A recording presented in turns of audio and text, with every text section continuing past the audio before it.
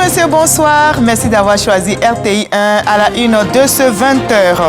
La saison est bonne pour les producteurs de cacao de Côte d'Ivoire. Le prix du kilogramme bien fermenté, trié et séché est fixé à 2200 francs CFA pour la campagne intermédiaire, soit une hausse de 400 francs CFA par rapport à la campagne principale qui s'est achevée le 31 mars dernier.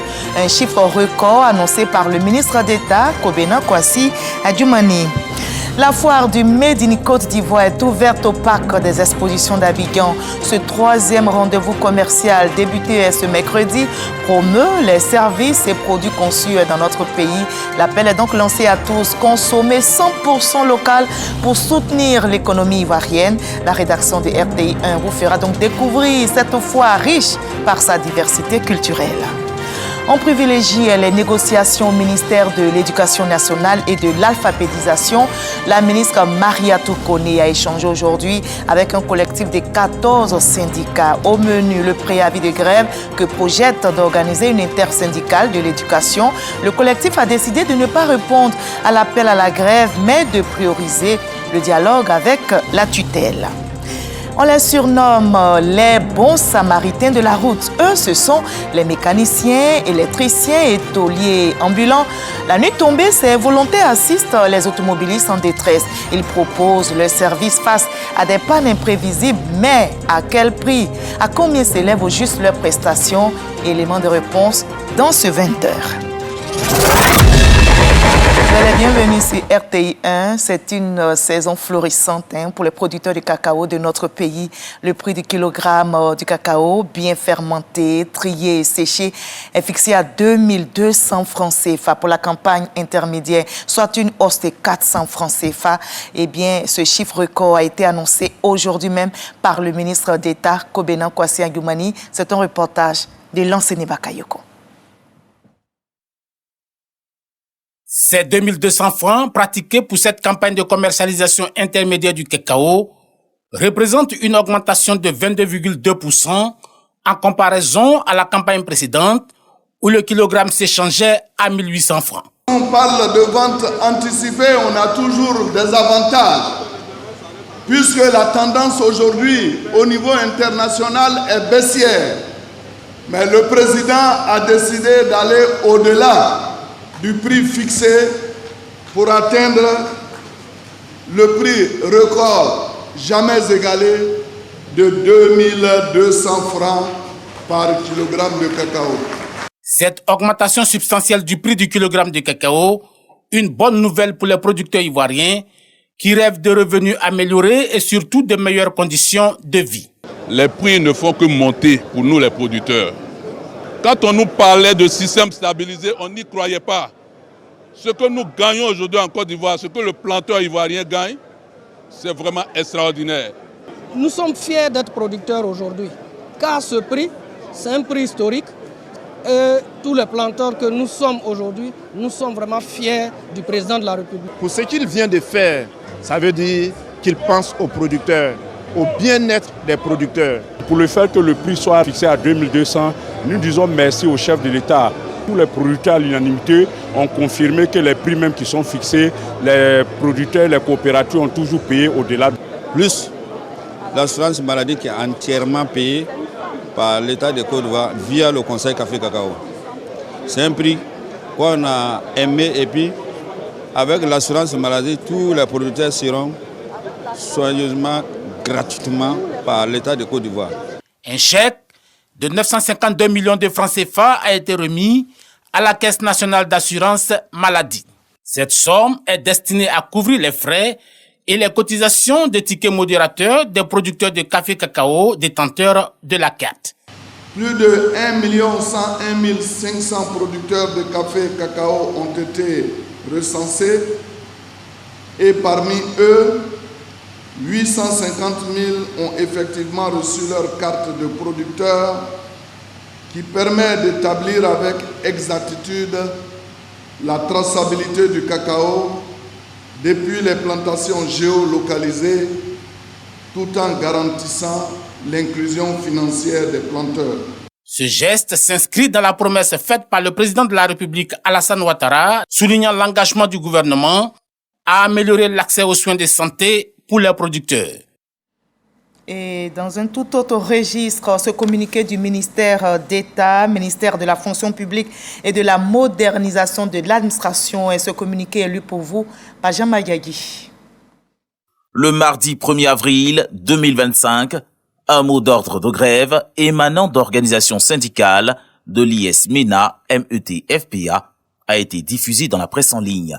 Les représentants de ces syndicats, reçus par Madame le ministre d'État, ministre de la fonction publique et de la modernisation de l'administration, le vendredi 28 mars dernier, comme l'atteste le compte-rendu joint en annexe du présent, étaient à nouveau attendus à la table du dialogue, comme convenu, pour présenter les conclusions des consultations de leur base, et ce, en vue de préparer ensemble les prochaines étapes des travaux prévus la deuxième semaine de mai 2025.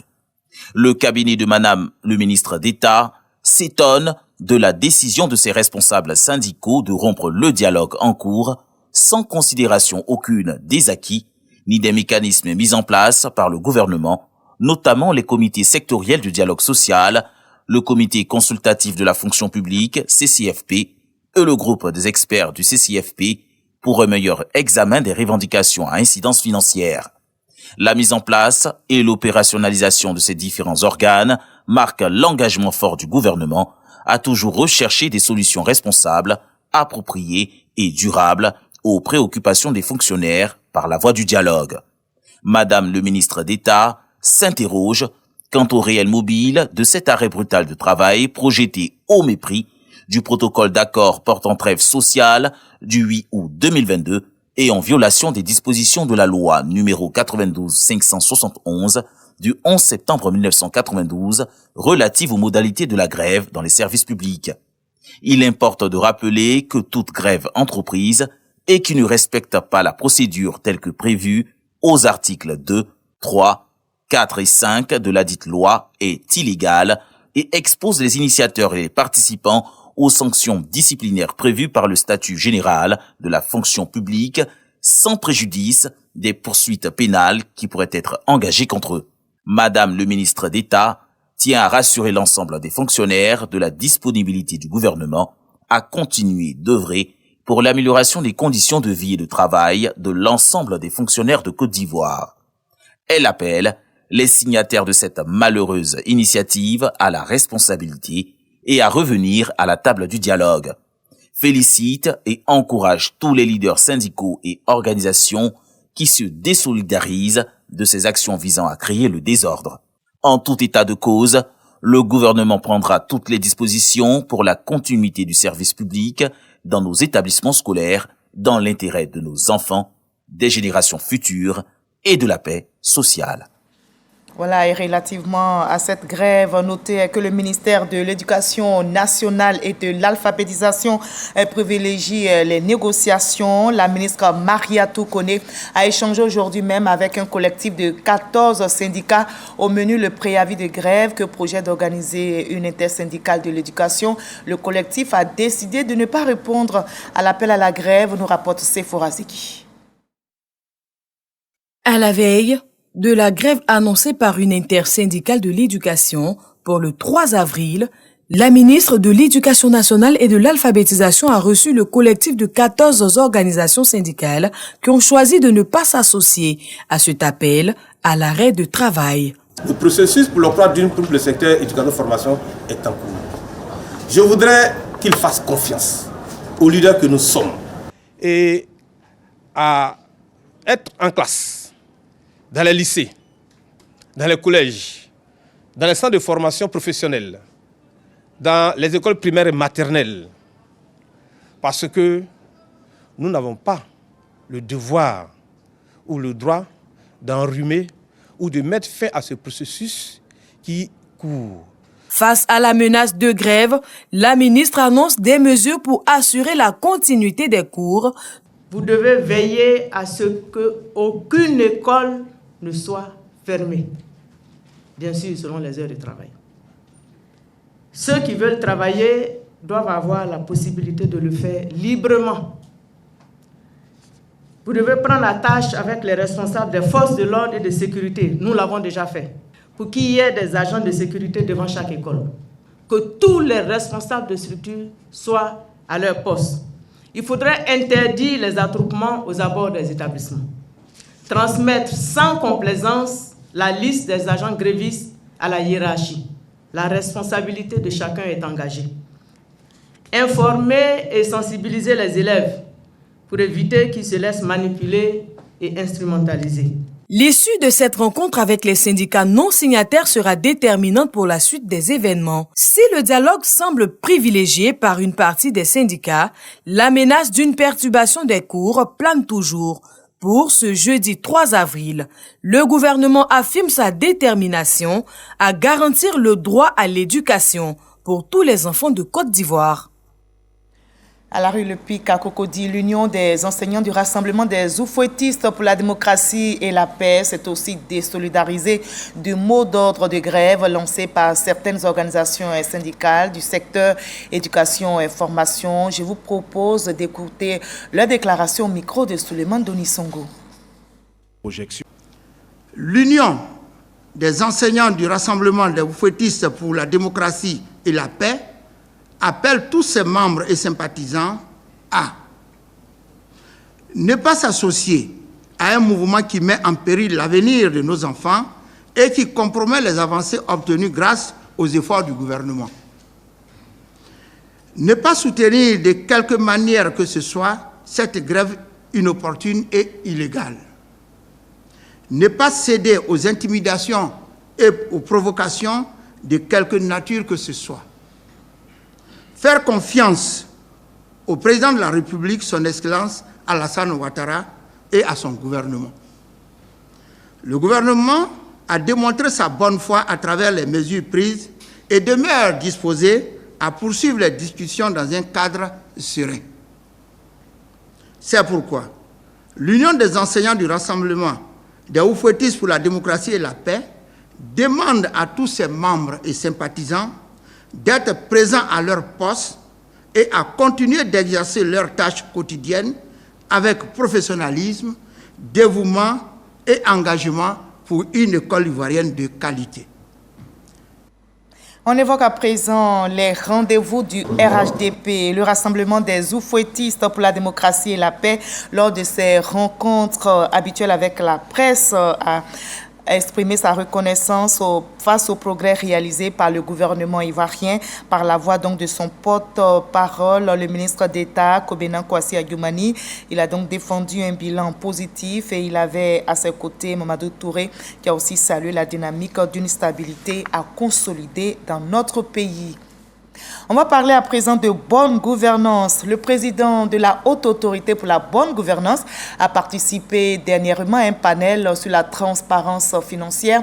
Ce débat de haut niveau qui s'est tenu à Nairobi, au Kenya, a permis à Epiphane Zorobalo de présenter le modèle ivoirien sur le sujet et il est revenu, vous allez le voir, sur les réformes entreprises dans notre pays. Le compte rendu de Michel Digré. Sommet régional du partenariat pour un gouvernement ouvert. Epiphane Zorobalo présente le modèle ivoirien en matière de transparence financière, notamment l'implication des citoyens dans la gestion des finances publiques. La question du budget citoyen n'est pas une option au niveau du gouvernement, mais c'est une obligation légale de traduire les éléments budgétaires, de traduire toutes les questions des recettes et des dépenses en langage très simple qui permette aux citoyens de s'impliquer, de comprendre et de demander des comptes. Il y a également une autre obligation en matière de transparence financière qui pèse sur les gestionnaires de crédit. Cette obligation, c'est l'obligation de déclarer leur patrimoine avant l'entrée en fonction. Cette obligation de déclaration de patrimoine est un élément qui permet de voir est-ce que les fonds publics ne sont pas utilisés à des fins personnelles. La délégation ivoirienne fait le bilan de ses actions dans le cadre du partenariat pour un gouvernement ouvert. Depuis 10 ans, nous avons adhéré à ce concept, ce nouveau paradigme, et nous sommes un très très bon élève, selon toutes les évaluations. Nous avons également partagé avec les autres l'expérience de Wele, qui est quand même une expérience inédite qui a été vraiment approuvée. On ne parle plus aujourd'hui de gouvernement ouvert, mais d'État ouvert avec la Côte d'Ivoire qui compte plusieurs institutions qui sont engagés dans le processus du gouvernement ouvert avec l'administration centrale et l'administration locale. Le président de la Haute Autorité pour la bonne gouvernance a reçu une distinction pour son engagement en faveur de la protection des lanceurs d'alerte. Voilà, la Côte d'Ivoire qui rayonne donc à l'international. Justement, la foire du Made in Côte d'Ivoire devrait vous attirer. Cette foire est ouverte au parc des expositions d'Abidjan. Ce troisième rendez-vous commercial débuté ce mercredi même promeut les services et produits conçus dans notre pays. L'appel est donc lancé à tous. Consommer 100% local pour soutenir l'économie ivoirienne. Rallye Diomandé nous fait donc découvrir cette foire Made in Côte d'Ivoire. Du charbon à base de noix de coco, de la liqueur d'Anarcade, de la joaillerie de luxe conçue à partir de matières premières locales. La créativité et le savoir-faire à l'ivoirienne sont bien perceptibles à cette troisième édition de la FOMCI, la foire Made in Côte d'Ivoire. Florence propose ici la noix de cajou dans toutes ses dérivés. On a le jus de cajou au gemgem, on a le chips, nature et chocolat, on a des enrobés, on a des bonbons caramel qui sont faits un peu comme le toffee, mais qui sont faits avec le lait de cajou. On valorise le cajou sous plusieurs formes. Je n'ai jamais imaginé un beurre de cajou, donc j'ai hâte de rentrer chez moi et ouvrir la petite boîte qu'on m'a donnée en cadeau pour savoir ce que c'est le beurre au cajou. Et peut-être ça va lancer tout à fait un phénomène gastronomique aux États-Unis. Dans cette panoplie d'offres, un produit attire les visiteurs. La crème glacée à base de cajou. Moi, je ne pouvais pas imaginer que l'on pouvait faire de la glace à partir de l'anacate. Et c'est vraiment délicieux. À ce rendez-vous dédié à la promotion des produits et services Made in Côte d'Ivoire, Henri met en avant ses chaussures de luxe, conçues par ses soins. Nous avons fait le choix d'adopter des standards internationaux avec des matériaux tels que le cuir, le daim, et des finitions qui sont semblables à celles qui sont faites par les grandes marques européennes et américaines. Pour la FOMCI 2025 axée sur l'innovation, les autorités ivoiriennes viennent marquer leur soutien au concepteur du premier véhicule entièrement assemblé en Côte d'Ivoire. Et pour booster ce type d'initiative, les Ivoiriens sont appelés à faire confiance au savoir-faire local. Les produits locaux constituent de véritables joyaux de notre économie et de notre culture. En choisissant des produits locaux, nous investissons dans notre communauté et renforçons l'inclusivité de notre économie. La Côte d'Ivoire a besoin de promouvoir des champions nationaux dont l'objectif sera de créer non seulement des richesses qui resteront en Côte d'Ivoire, mais de créer des emplois Made in Côte d'Ivoire. Ouverte ce 2 avril, la foire Made in Côte d'Ivoire referme ses portes le 6 avril prochain. En plus des expositions, des panels de haut niveau meubleront les journées. Voilà le savoir-faire ivoirien en attraction au parc des expositions d'Abidjan, un parc à visiter donc. On va aussi parler des ressources animales et halieutiques. Notez que la couverture des besoins nationaux reste partielle avec 48% en viande, 14% et en lait, 12% des besoins donc en produits halieutiques. Selon le ministre Sidi Touré, le défi reste donc à relever au niveau de la souveraineté alimentaire. On en sait plus avec Dangui et Soro Abou. Ressources animales et halieutiques. Santé animale face à la presse nationale et internationale dans le cadre de la deuxième édition des rendez-vous du gouvernement. Sidi Touré, avec le soutien du ministre de la Communication et porte-parole du gouvernement, a relevé les stratégies et les efforts du gouvernement pour bien nourrir les Ivoiriens. Ce secteur contribue significativement à la création d'emplois, à la réduction de la pauvreté et à l'augmentation des revenus des ménages avec plus de 700 000 emplois selon le recensement des exploitants et des exploitations agricoles de 2016. En 2021, le secteur a connu une progression dans l'économie nationale avec une contribution de 6% au PIB agricole contre 4,5% en 2016. Des réalisations qui cachent mal les défis auxquels son département est confronté. Le ministre ne se fait pas d'illusions. Bien que le pays ait un fort potentiel de production, la couverture des besoins nationaux reste partielle. avec 48% des besoins en viande, 14% des besoins en lait, 12% des besoins en produits halieutiques. Cette situation découle de plusieurs facteurs tels que la faible productivité des animaux, le faible niveau de professionnalisation des acteurs, les difficultés d'accès au financement. La Côte d'Ivoire a atteint la sécurité alimentaire selon le ministre, mais pas la souveraineté alimentaire qui reste un défi à relever dans le cadre de la vision du gouvernement. Qu'il s'agisse de pêche, de biodiversité, de gestion du bétail, de production et de bien-être animal, le leadership du président Alassane Ouattara est porteur d'une vision qui entend valoriser les secteurs de la viande et du poisson avec les activités connexes en tant que secteur porteur de croissance dans les différents plans nationaux de développement. Le secteur des ressources animales et halieutiques représente une niche d'investissement estimée à plus de 1 000 milliards de francs CFA, selon les experts de la question.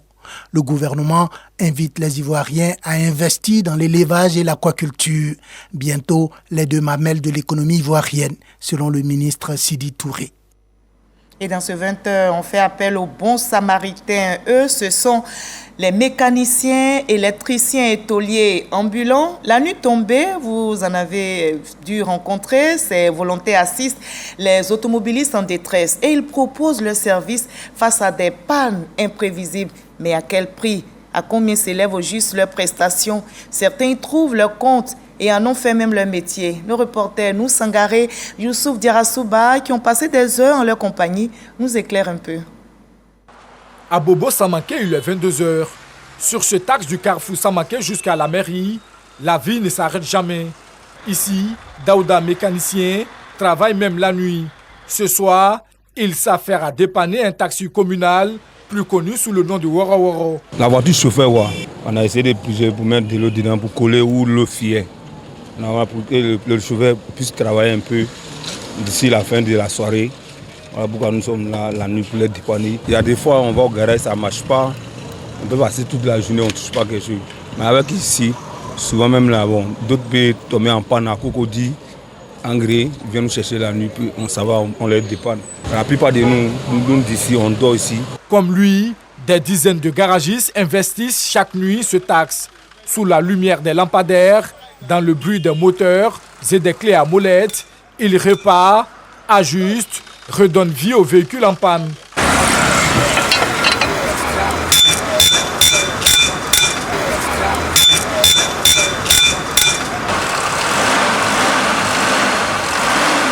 Fawaz en fait partie. Électricien, il passe ses nuits à proposer ses services aux automobilistes en détresse. Depuis 2018, je travaille dans le garage de nous de Samanké. Moi, je viens pour me chercher. Il y a beaucoup de voitures qui roulent la nuit. Ça ne me fatigue pas. Je suis ici à Bitopi et je me repose la journée. Mécanicien, électricien, tôlier, ici, c'est tout un garage à ciel ouvert qui prend vie, animé par ces artisans de la nuit. La journée, on prend le temps de dormir.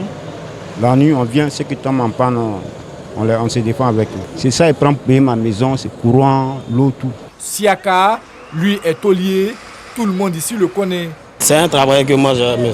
On a des temps jusqu'au petit matin. Il y a des jours, on peut avoir 15 000, il y a des jours, d'autres peuvent avoir 10 000. À moi, mon côté seulement que moi je connais, moi je gagne par la grâce de Dieu chaque jour que Dieu fait. Et puis le peu aussi que je gagne, ça me suffit. Mais cette activité nocturne n'est pas toujours simple.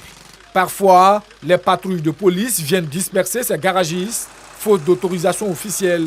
Mais ils reviennent, car pour eux, c'est une question de survie. Si on ne se met pas dans ces genres de risques-là, on ne peut pas gagner au pain. On ne peut jamais gagner même. Il faut qu'on risque même pour gagner. Et pourtant, leur présence est un véritable soulagement pour les automobilistes en détresse, surtout la nuit.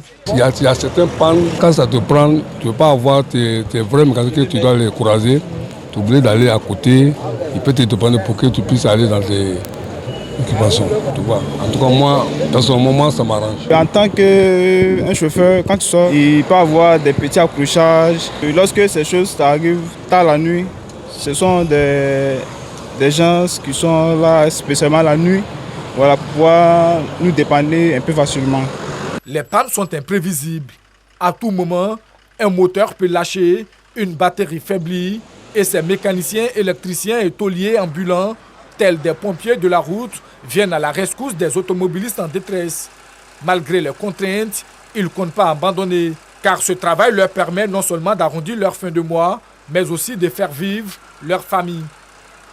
Et comme c'est bon de secourir les autres, justement, les pannes peuvent survenir sur les routes, mais attention, il faut rester vigilant pour éviter les accidents. Et la Sotra est en première ligne dans la campagne. Il faut donc adopter la pro-attitude pour éviter les accidents, mais surtout protéger les bus de la Sotra. Dangui, n'est-ce pas? Les accidents de la circulation impliquant ces autobus ou ces chauffeurs, bien que déjà en baisse selon les chiffres, la Sotra veut tourner définitivement cette page avec un objectif du reste ambitieux, 0 accident. Dans le cadre de la campagne dénommée Pro-Attitude, le directeur général de la Sotra est descendu sur le terrain, ici à Djamé, à la Ganor, pour sensibiliser ses agents. Les accidents, par-ci, par-là, vraiment la campagne est bienvenue. Si tous les machinistes étaient là aujourd'hui devant moi, je leur dirais la première chose, le respect du code de la route. Et ensuite, la prudence, le respect des consignes d'exploitation de la Sotra qui intègre un volet important de la sécurité routière. Quand on profite de cette campagne pour lui demander comment se porte son entreprise, Meïté Boaké se veut rassurant. La Sotra se porte bien parce que la mission qui nous est confiée, c'est une mission de service public. Nous pensons que nous réalisons cette mission-là avec succès. Dans le rang, à l'arrêt, un peu plus loin, les usagers ne manquent pas de reconnaissance au service de la Sotra, malgré quelques grincements de dents. Quand on veut se déplacer, si tu n'as pas au moins 2000, 3000, tu ne peux pas y arriver. Mais avec la Sotra, tu vas facilement avec une somme de 200 francs. La Sotra fait trop d'efforts pour nous. Et il faut l'entretenir. Le seul problème maintenant, on constate qu'il n'y a pas assez de bus. Eh bien, la Sotra est un symbole à protéger, selon son directeur général. Je voudrais dire à nos clients, au-delà de nos clients, à la population, que la Sotra est au service de l'ensemble de la population. Et que la Sotra n'appartient pas aux agents de la Sotra. La Sotra n'appartient pas au directeur général de la Sotra. C'est pour toute la Côte d'Ivoire. Je voudrais leur dire, quelle que soit leur colère, quelles que soient les joies, quelles que soient les peines, qu'ils épargnent les autobus de la Sotra. La campagne Pro-Attitude se poursuit à la gare sud, dans la commune du Plateau. Avec les vestiges de l'ancienne gare Lagunais derrière lui, Meïté Boaké nous dévoile ses projets pour le transport fluvial à Abidjan. Vous avez pu constater qu'il y a une baisse du niveau d'activité.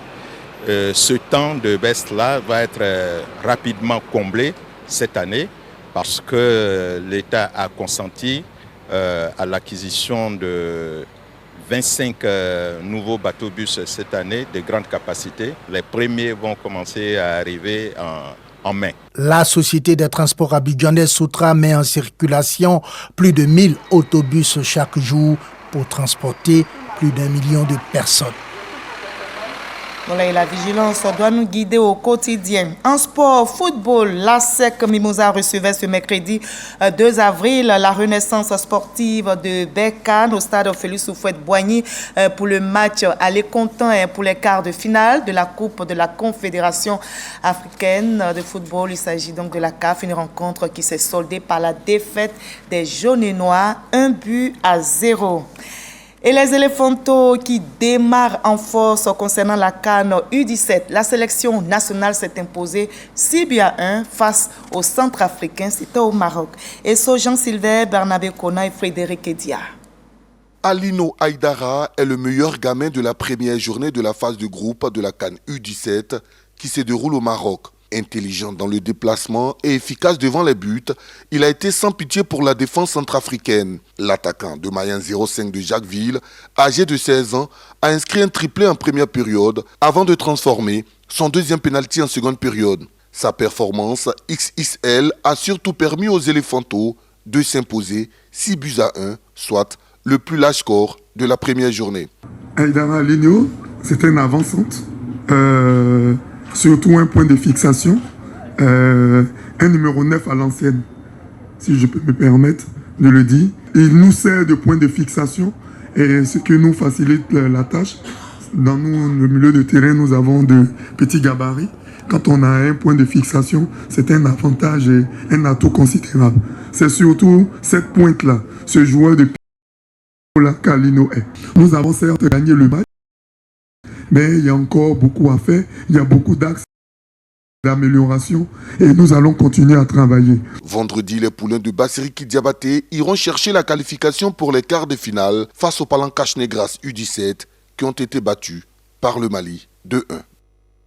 Voilà, et on va prier pour la victoire. Nos prières accompagnent donc les éléphantos. Et moi, je vous dis à demain 20h dans la paix.